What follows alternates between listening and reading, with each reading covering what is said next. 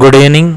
MS power పాయింట్లో ప్రతి స్లైడ్కి ఇండివిజువల్గా టైమింగ్స్ని ఏ విధంగా ఇస్తామో చూద్దాం. ఇక్కడ డెస్క్టాప్ పైన ఉన్న కంప్యూటర్ ఫండమెంటల్స్ అనే ఈ ప్రజెంటేషన్ని ఓపెన్ చేస్తున్నాను. దీనిలో కంప్లీట్గా 8 స్లైడ్స్ ఉన్నాయి మనకి.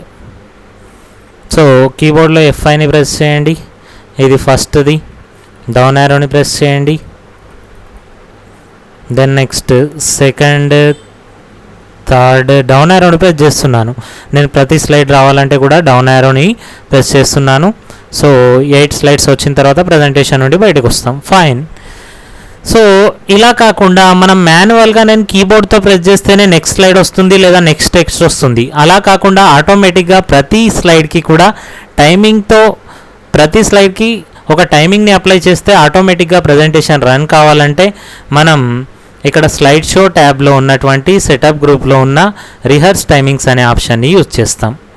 సో ఇక్కడ రిహర్స్ టైమింగ్స్ కంటే ముందుగా ఒకటి చూడండి. వ్యూ ట్యాబ్ పైన క్లిక్ చేస్తే ఇక్కడ ప్రజెంటేషన్ వ్యూస్లో డిఫాల్ట్ వ్యూ ఏంటంటే నార్మల్ అంటే ఈ విధంగా వస్తుంది. అదే స్లైడ్ సార్టర్ వ్యూ పైన క్లిక్ చేస్తే ఈ విధంగా హారిజాంటల్గా అరేంజ్ అవుతాయి మన స్లైడ్స్ అన్నీ కూడా. దెన్ ఇక్కడ డిఫాల్ట్ వ్యూ ఏంటంటే నార్మల్ వ్యూ. అగైన్ నేను నార్మల్ వ్యూ పైన క్లిక్ చేస్తున్నాను. ప్రతి స్లైడ్కి టైమింగ్స్ ఇవ్వాలంటే ఇక్కడ స్లైడ్ షో ట్యాబ్ పైన క్లిక్ చేయండి. సెటప్ గ్రూప్లో రిహర్స్ టైమింగ్స్ అనే ఆప్షన్ పైన క్లిక్ చేయండి. సో మీరు ఇక్కడ చూడండి టాప్లో ఇది ఏంటంటే ఈ స్లైడ్లో ఉన్న టెక్స్ట్కి మీరు ఇచ్చే time.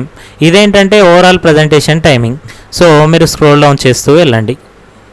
Mouse scroll వీల్తో scroll down చేయండి ఎంత టైం ఉండాలో.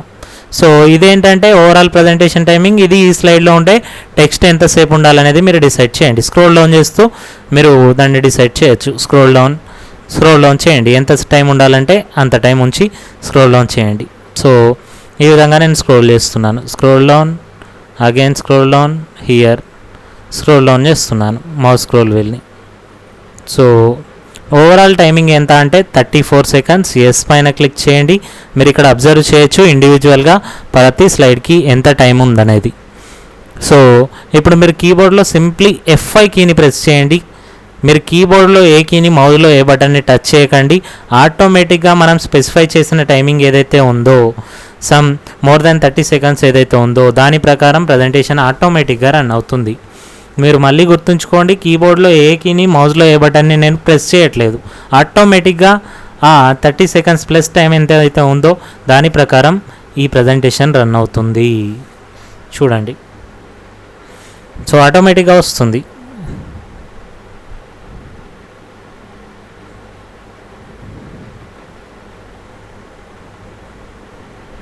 వీటన్నిటికీ బహుశా 1 సెకండ్ టైం ఉంది. సో చూడండి 8 స్లైడ్ తర్వాత ఆటోమేటిక్గా ప్రజెంటేషన్ అయిపోతుంది.